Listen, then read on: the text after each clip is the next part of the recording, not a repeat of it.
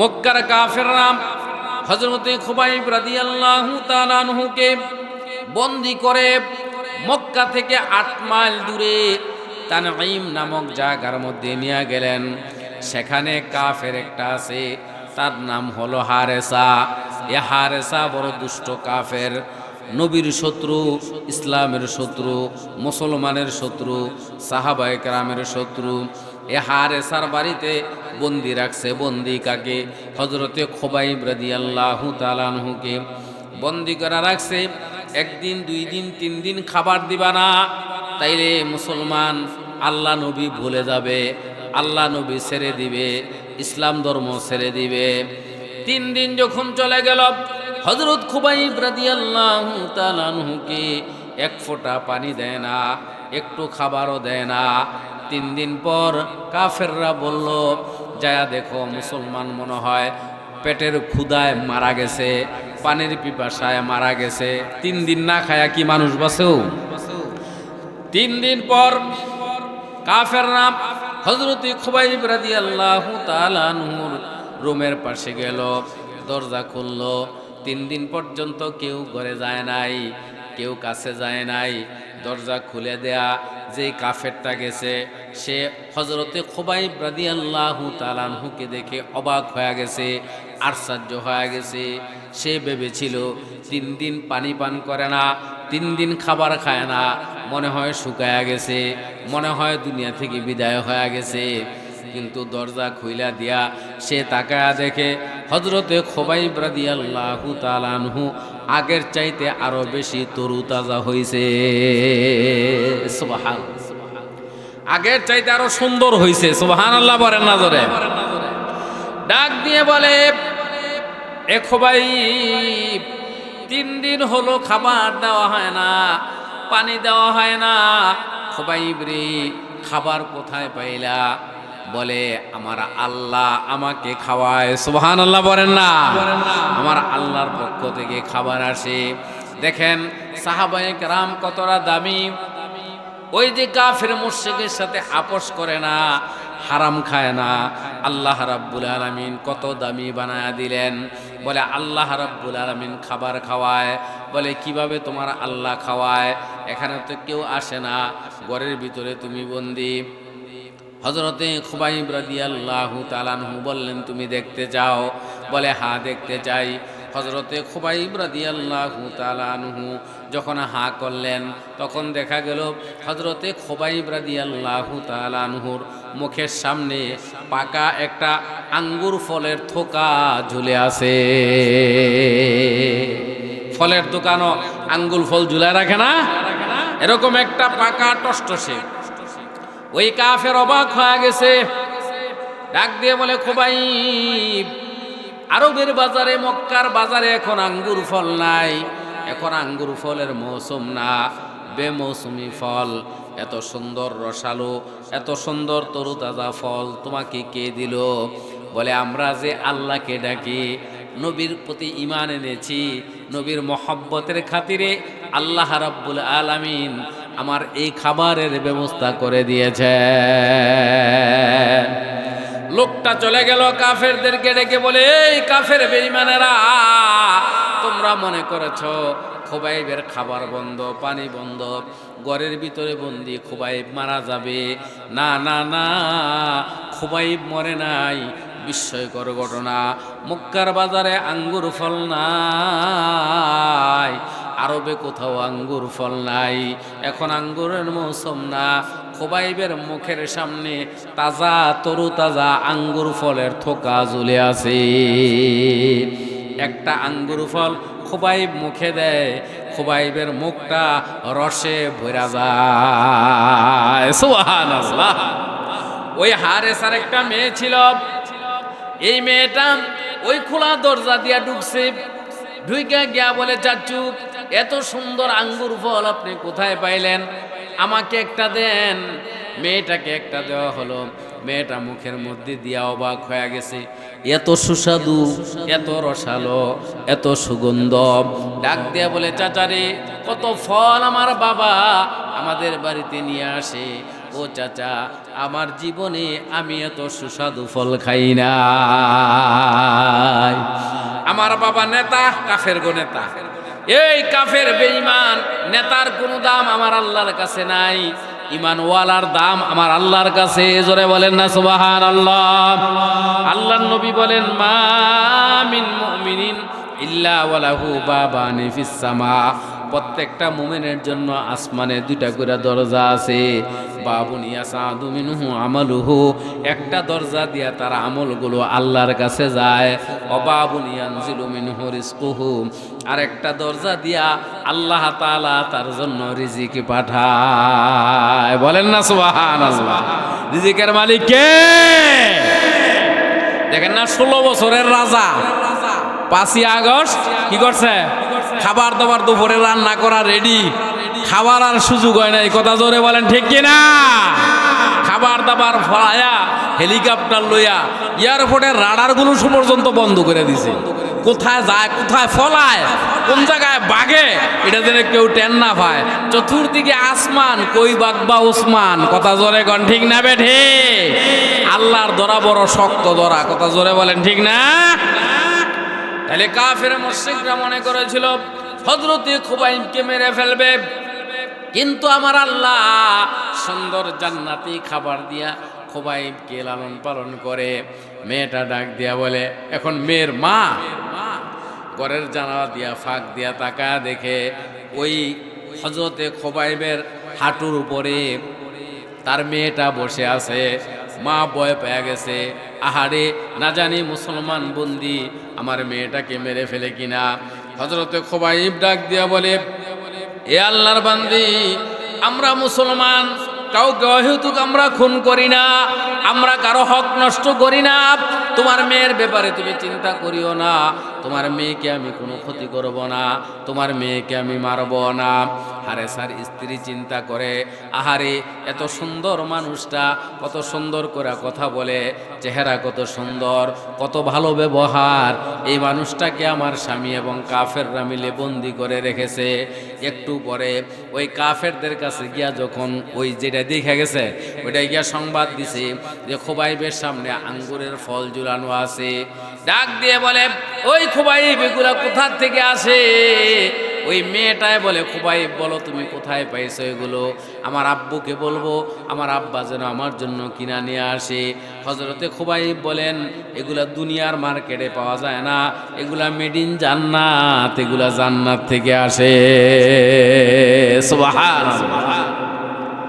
তো কাফেররা এই কথা শুনে চিন্তায় পড়ে গেল, এই ঘটনা যদি মক্কার কাফেররা শোনে তাহলে সবাই মুসলমান হয়ে যাবে। কথা বলেন ঠিক না? যে মুসলমান বন্দিরে আটকায় দিয়েছে, খাবার দেয় না, এটার ভিতরে তরতাজা হয়ে গেছে গা, আঙ্গুর ফলের থোকা এর মুখের সামনে শূন্যের মধ্যে ঝুলে রয়েছে, হ্যাঁ, আর একটা একটা করে খায়, মাশাআল্লাহ তরতাজা হইতেছে। কাফের মুশরিক সব মুসলমান হয়ে যাবে। কাফেররা বলে, খুবাইবকে মৃত্যুদণ্ড দেওয়া হবে, মেরে ফেলা হবে। ডাক দিয়া বলল, খুবাইব তোমার মৃত্যুদণ্ড, তোমাকে মেরে ফেলা হবে। হযরত হেরা মনে করছিল খুবাইব কান্না আরম্ভ করে দিবে, মাপ চাবে তাদের কাছে, ইসলাম ধর্ম ছেড়ে দিবে। কিন্তু হযরতে খুবাইব ডাক দিয়া বলে, এ কাফেররা আমাকে মেরে ফেলো, কোনো আফসোস নাই, কোনো দুঃখ নাই, মুসলমান মরণকে ভয় পায় না। সুবহানাল্লাহ বলেন না? মুসলমান মরণকে ভয় পায় না, মরলে শহীদ, বাঁচলে গাজী, যেমনে যাইবা এমনে রাজি। কথা জোরে বলেন ঠিক কিনা? বলে মুসলমানকে যদি তুমি কাফের মুশরিকরা মেরে ফেলে, দুইজন লোক আছে, এই দুইজন লোকে একজন আরেকজনকে হত্যা করছে। আল্লাহর নবী হাদিস শরীফের মধ্যে বলেন, যাকে হত্যা করা হয়েছে অপরাধ ছাড়া বিনা অপরাধে হত্যা করছে, এই জন্য এই লোকটা বিনা হিসাবে জান্নাতে যাবে। সুবহানাল্লাহ বলেন। তাহলে আল্লাহ রাব্বুল আলামিন দেখেন, এই দুই লোক যারে মারছে সে অন্যায়ভাবে হত্যা হওয়ার কারণে বিনা হিসাবে জান্নাতে যাবে, আবার যে মারছে হ্যাঁ অপরাধী না, যে মারছে সে হলো অপরাধী। এই অপরাধী হত্যাকারী কাতেল সে কয়দিন পরে তওবা করছে, তওবা, খাস তওবা, আল্লাহ তাআলার কাছে কান্নাকাটি করছে। আল্লাহর কাছে যদি বান্দা মাফ চায়, আল্লাহ তাআলা বান্দার জীবনের সব গুনাহ মাফ করে দেয়। ওই হত্যাকারী আল্লাহর কাছে তওবা করেছে, কান্নাকাটি করে তওবা করেছে, আল্লাহ রাব্বুল আলামিন তাকেও মাফ করে দিছে, বলেন না সুবহানাল্লাহ। তাইলে সেও জান্নাতে চলে গেছে। তাহলে যাকে হত্যা করা হয়েছে সেও জান্নাতি, যে হত্যা করছে সেও জান্নাতি। আমার আল্লাহ হেসে দিয়েছেন, সুবহানাল্লাহ বলেন। আল্লাহ হাসে, বলেন আল্লাহ কি করে? আল্লাহ হাসে। এই যে এই দুই লোকের জন্য আল্লাহ হাসলো। একজনকে মারছে অপরাধ ছাড়া, সেও জান্নাতে গেছে, যে মারছে হেও জান্নাতে গেছে। আল্লাহ তাআলা হাসে দিয়েছে। কারবারটা দেখছো? কাতেলও জান্নাতি, মাকতুলও জান্নাতি। যাকে হত্যা করছে সেও জান্নাতি, যে হত্যা করছে সেও জান্নাতি। সুবহানাল্লাহ বলেন না? আমার ভাইয়েরা, এ পর্দার আড়ালের মা বোনেরা, হাদিস শরীফের মধ্যে আল্লাহর নবী বলেন, গভীর রাত, শীতের রাত, গভীর রাতে যদি কোনো মুসলমান ঘুম থেকে জাগিয়া ওযু বানাইয়া জায়নামাজ বিছাইয়া তাহাজ্জুদ নামাজের জন্য দাঁড়ায়, সুবহানাল্লাহ বলেন। কি নামাজ বলেন না? কি নামাজ? তাহাজ্জুদ। এখন তো রাত্র বড় না, ও রাত্র বড়, তাহাজ্জুদ নামাজের জন্য দাঁড়ায়। এই লোকটাকে দেখা আমার আল্লাহ হেসে দেন, সুবহানাল্লাহ। আল্লাহ হাসতে থাকে। আমার ভাইয়েরা, এই জন্য আমলটা করার চেষ্টা করবেন। মা বোনেরা আমলটা করবেন। গভীর রাত ঘুম ভেঙে গেছে, অথবা নিজে ইচ্ছাকৃতভাবে উঠবেন। ওঠার পর ওযু বানাইয়া তাহাজ্জুদের নামাজের জন্য দাঁড়ায়া যাবেন। আল্লাহ তাআলা আপনাকে দেখে দেখে হাসতে থাকবে। কত বড় মজার জিনিস দেখছেন আমার ভাইয়েরা। হযরতে খুবাইব বলে, এই কাফেররা আমাকে মেরে ফেলবা, কোনো দুঃখ নাই, কোনো আফসোস নাই, তবে রে আমি আল্লাহর কাছে যাব। কতদিন হয়ে গেল আমি আল্লাহর কাছে যাব, কতদিন হয়ে গেল মোষ কাটতে পারি না। কিছুদিন গেলে মোষ বড় হয়ে যায় না, ও মোষ কাটতে পারি না, হাতের নখ কাটতে পারি না। আমাকে একটা ধারালো কিছু তোমরা দাও। এখনো না ব্লেড আছে, নীল কাটার আছে, এই সময় তার ছিল না। ধারালো কিছু দাও, আমি আমার হাতের নখগুলা কাটি, আমরা আল্লাহর সাথে দেখা করব। সুবহানাল্লাহ বলেন না? খুশি খুশি বলে একটু মোষগুলা ছোট করে নেই। ধারালো জিনিস দিয়েছে। হযরতে খুবাইব নখগুলা কাটলেন, মোষগুলা কাটলেন, সুন্দর করে পরিপাটি হলেন। হযরতে খুবাইব কি শুলিতে চড়ানো হবে, শুলিতে মৃত্যুদণ্ড। ওই জামানার মধ্যে শুলি ছিল শাবল। শাবল চিনেন তো আপনারা? শাবল এক মাথা যে ধারালো থাকে, এই ধারালো মাথাটা উপরের দিকে, আর নিচের মাথাটা নিচের মধ্যে ঢালাই দিয়ে এটাকে শক্ত করে গেড়ে দেওয়া হয়। আর এর চাইতেও বেশি ধারালো, এটাকে বলা হয় নেজা। এই নেজাটাকে এভাবে গেড়ে দেওয়া হয়। আর যাকে শুলিতে চড়ানো হবে, মৃত্যুদণ্ড দেওয়া হবে, তাকে রশি দিয়া বাইরা শক্ত কইরা উপরে উঠানো হয়। উপরে উঠায়া ওই নেজাটা, ওই ধারালো ওই লোহাটার মধ্যে ছেড়ে দেওয়া হয়। আর ওই ধারালো নেজাটা, লোহাটা, এটা তার পিছন দিক দিয়া ঢুইকা তার মাথা ছিদ্র কইরা উপর দিয়া বের হয়ে যায়। কি কঠিন মৃত্যুদণ্ড দেখেন। এই শুলির কাছে নিয়ে যাওয়া হলো। হযরতে খুবাইবকে জিজ্ঞেস করে, খুবাইব তোমার মনের কোনো আশা আছে কিনা? আমার আশা আছে 2 রাকাত নামাজ পড়ার। সুবহানাল্লাহ বলেন। দেখছেন এই অবস্থার মধ্যেও নামাজ ছাড়ে না। আর আমাদের মুসলমান অনেকে আছে, ছায়ের দোয়ানো বইয়া বইয়া টিভি চায় আর রূপবানের গান শোনে আর মাতালারে, নামাজও যায় না। জোরে কথা কোন ঠিক নেই? বিড়িটা নেই, বিড়ি, কথা জোরে বলেন ঠিক না? 5 ওয়াক্ত নামাজ পড়বো আমরা ইনশাআল্লাহ। সবাই রাজি আছি না? 2 হাত তুলে আল্লাহ দেখান, রাজি আছি তো সবাই ইনশাআল্লাহ? নারে তাকবীর। আল্লাহ কবুল করুক, জোরে বলেন আমিন। নেক কাজে নিয়ত করলে সওয়াব হয়, জোরে বলেন সুবহানাল্লাহ। বুখারী শরীফের প্রথম হাদিস, ইন্নামাল আমালু বিন্নিয়াত। নিয়তের দ্বারা আমলের দারোমাদার ফলাফল। আমার ভাইয়েরা, হযরতে খুবাইব বলেন 2 রাকাত নামাজ পড়তে দাও। হযরতে খুবাইব তাড়াতাড়ি করে 2 রাকাত নামাজ পড়লেন। একজন কাফের আইসা বলে, তুমি তো দেরি করতে পারতা। হ্যাঁ দেরি করতাম, কিন্তু তোমরা মনে করবা মরণের ভয়ে আমি নামাজের মধ্যে দেরি করতেছি, এই জন্য আমি নামাজ লম্বা করি নাই। আর নাইলে মুসলমান নামাজের মধ্যে দাঁড়ায়া সরাসরি আল্লাহর সাথে কথা বলে। বলেন সুবহানাল্লাহ। আমরা যখন নামাজে দাঁড়ায় বলি আলহামদু, অর্থ হইল সমস্ত প্রশংসা। আল্লাহ বলেন লিমানিল হামদ, কার প্রশংসা? তখন আমরা বলি লিল্লাহ, আল্লাহর প্রশংসা। তো আল্লাহ বলেন মানিল্লাহ, তোমার আল্লাহকে? তখন আমরা বলি রব্বিল আলামিন, আমার আল্লাহ হলেন জগতের লালন পালনকারী। কয় আর কোনো পরিচয়? তখন আমরা বলি আর রহমানির রহিম, আমার আল্লাহ দয়ালু। জোরে কন্যা সুবহানাল্লাহ। দেখছেন, নামাজে দাঁড়াইলে ডাইরেক্ট সরাসরি কথা হয়। হযরতে খুবাইব নামাজ শেষ করলেন, হাতের মধ্যে বাঁধলো, পায়ের মধ্যে বাঁধলো। খুবাইবকে মৃত্যুদণ্ড দেওয়া হবে, শুলিতে চড়ানো হবে। এবার একজন কাফের ডাক দেয়া কয়, খুবাইব, এই জায়গার মধ্যে মুহাম্মদুর রাসূলুল্লাহ সাল্লাল্লাহু আলাইহি ওয়াসাল্লামকে বাদিয়া তোমাকে ছেড়ে দেওয়া হবে। তুমি কি এই কথায় রাজি আছো? যদি রাজি থাকো তোমাকে ছেড়ে দেব। হযরতে খুবাইব রাদিয়াল্লাহু তাআলা আনহু চিৎকার করে বললেন, এ কাফেররা, এ বেঈমানেরা, আমার নবীকে এখানে বাধা হবে দূরের কথা, আমাকে এখান থেকে ছেড়ে দিবা। এর বিনিময়ে আমার নবী দু জাহানের বাদশা নবীর শরীরের মধ্যে একটা কাঁটা ফুটবে, একটা মশা কামড় দিবে, একটা ফুলের আঘাত লাগবে। এটাও আমি খুবাইব সমস্ত মুসলমানেরা পর্যন্ত সহ্য করবে না। আল্লাহু আকবার বলেন। কি বলেন? আমাদের নবীর বিরুদ্ধে কেউ কথা বললে তাকে আমরা ছেড়ে দেব? হযরতে খুবাইব কথা বলার পর আমার ভাইয়েরা, আমার বন্ধুরা, দেখেন নবীর প্রেম ভালোবাসায় হযরতে খুবাইব হাসতে হাসতে জীবন দিতেছে। সাহাবায়ে কেরামের প্রশংসা আল্লাহ এই জন্য করেন, জীবনের পরোয়া করে না, জীবনের চাইতে বেশি আল্লাহকে ভালোবাসে, জীবনের চাইতে বেশি নবীকে ভালোবাসে। সম্পদ দরকার নাই, টাকা পয়সার দরকার নাই। আব্দুল্লাহ জুল বাজাদান রাদিয়াল্লাহু তাআলা আনহু, নাম ছিল আব্দুল উজ্জা, চাচার কাছে থাকতো, মুসলমান হয়ে গেছে। চাচায় ডাক দেয়া বলে, তোর বাপ নাই, তুই এতিম ছিলি, তোরে আমি লালন পালন করলাম, আমার বাড়িতে জায়গা দিলাম, আমারগুলা খাইলি, আমার দল চাইলা নবীর দলে চলে গেলি, যা ঘর থেকে বের হয়ে যা। আব্দুল উজ্জা ডাক দেয়া বলে, টাকা চাই না, পয়সা চাই না, বাড়ি চাই না, ক্ষমতা চাই না, আমার নবীরে চাই, আমার নবীর ভালোবাসা চাই, আমার আল্লাহকে খুশি করতে চাই। আমার ভাইয়েরা, আব্দুল উজ্জার চাচা আব্দুল উজ্জাকে উলঙ্গ কইরা পরনের কাপড়গুলা সব কুইলা রাইখা দিছে, শরীরটারে চাবুক দিয়ে আঘাত করতে করতে রক্তাক্ত করে ফেলেছে।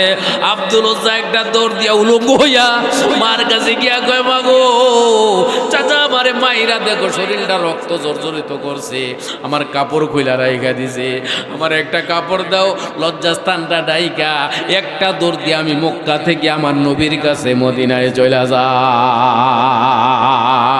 ছোট বাচ্চা মানুষ, মা একটা কাপড় দিল, টান দিয়া এটারে দুইটা টুকরা কইরা, একটা টুকরা পইরা আর একটা টুকরা গায়ে দিয়া সোনার মদিনার দিকে দৌড়ায় রে মুসলমান। মক্কা থেকে মদিনার দূরত্ব 450 কিলোমিটার। ছোট একটা বাচ্চা, টাকা নাই, পয়সা নাই, গাড়ি নেই, ঘোড়া নাই, শাদি নাই, বাদি নাই রে, আল্লাহ নবীর প্রেম মোহব্বত ভালোবাসা আছে। রসুল গো রসুল বইলা বইলা সোনার মদিনার দিকে দৌড়ায়। ফজরের সময় গিয়া মসজিদে নববীর সামনে হাজির, আর হাঁটতে পারে না, খাবার দাবার নাই, ক্ষুধার্ত। আব্দুল উজ্জা লড়তে পারে না, মসজিদে নববীর দেয়ালের সাথে পিঠটা লাগায়া, শরীরটা লাগায়া দাঁড়ায় গেছে। আমার নবী ফজর নামাজ পড়তে যায়, জিজ্ঞেস করে, মানান্তা তুমি কে? কয় না আব্দুল উজ্জা। কয় আমি হইলাম আব্দুল উজ্জা। কয় না না, উজ্জার কোনো গোলাম হতে পারে না, তুমি হইলা আব্দুল্লাহ, আল্লাহর গোলাম। সুবহানাল্লাহ বলেন না। নবী কাছে নিছে, আদর করছে, সাহাবীদের থেকে খাবার নিয়ে খাবার খাওয়াইছে, কাপড় পরাইছে। ওই যে দুইটা টুকরা পরে গেছে, এই জন্য নবী উপাধি দিছে আব্দুল্লাহ জুল বাজাদাইন, দুই রুমালওয়ালা, দুই কাফলওয়ালা আব্দুল্লাহ। জোরে কন্যা সুবহানাল্লাহ। আব্দুল্লাহ জোরে জোরে গিয়া মসজিদে নববীতে বৈশা, ও কয়েকদিন আগে আইছি, আমার স্ত্রীকে নিয়া, আমার ছোট মেয়ের নিয়া হজ করে, ওমরা হজ করে আইছি, নবীর রোজায় সালাম দিয়ে আসছি, এই হাত দিয়া হাজরে আসাদ পাথর ধরছি, এই ঠোঁট দিয়া হাজরে আসাদ পাথরে চুমা দিছি। দোয়া করে দিয়া যায় আপনাদের সবাইকে আল্লাহ তৌফিক দান করেন। জোরে বলেন আমিন। আব্দুল উজ্জা জোরে জোরে কোরআন শরীফ পড়ে, সাহাবীরা নবীর কাছে গিয়া কই ইয়া রাসূলুল্লাহ, এই যে নতুন মুসলমান হইছে আঙ্গো ভাই আব্দুল্লাহ জোরে জোরে কোরআন শরীফ পড়ে। আল্লাহর নবী কয় বাধা দিস না আমার আব্দুল্লাহ রে, আমার আব্দুল্লাহ কোরআনের জন্য। এই যে আপনারা এতিমখানা করছেন, মাদ্রাসা করছেন, কোরআন আল্লাহর কোরআন পড়ানো হয় এখানে, বা এই কোরআনের জন্য আমার আব্দুল্লাহ জায়গা ছাড়ছে, বাড়ি ছাড়ছে, ঘর ছাড়ছে, সম্পদ ছাড়ছে, সাসারে ছাড়ছে, মক্কা ছাড়ছে, কাপড়গুলো পরনের কাপড়গুলো পর্যন্ত সাসার কাছে দিয়ে বলছে এই কাফের তুই চিনস কাপড়, তুই চিনস টাকা, তুই চিনস বাড়িঘর, আমি চিনি আমার নবী। জোরে কন্যা সুবহানাল্লাহ। আমার আব্দুল্লাহ রে বাধা দিস না। আব্দুল্লাহ যখন মারা গেছে জিহাদের ময়দানে গিয়া আমার নবী আব্দুল্লাহর লাশটারে কোলের মধ্যে লইয়া দুই চোখের পানি ছেড়ে দিছে, আল্লাহ এই আব্দুল্লাহর প্রতি আমি নবী খুশি। জোরে কন্যা সুবহানাল্লাহ। আমার ভাইয়েরা সাহাবায়ে কেরাম বলেন আব্দুল্লাহর লাশ না হয়ে যদি আমার লাশ হইতো এটা, তাহলে আমার জীবন ধন্য হয়ে যাইতো। জোরে বলেন সুবহানাল্লাহ। এই আব্দুল্লাহর মতো নবীর প্রেমের পাগল কেউ আছেন? পুরা বাড়ি ঘর দিয়ে লাগানো লাগতো না, জায়গা জমি দিয়ে লাগানো লাগতো না, জীবনও দেওয়ান লাগতো না। কে আছেন একজনে এতিমখানার জন্য সর্বপ্রথম 5,000 টাকা দিবেন ইনশাআল্লাহ? বলেন তো দেখি।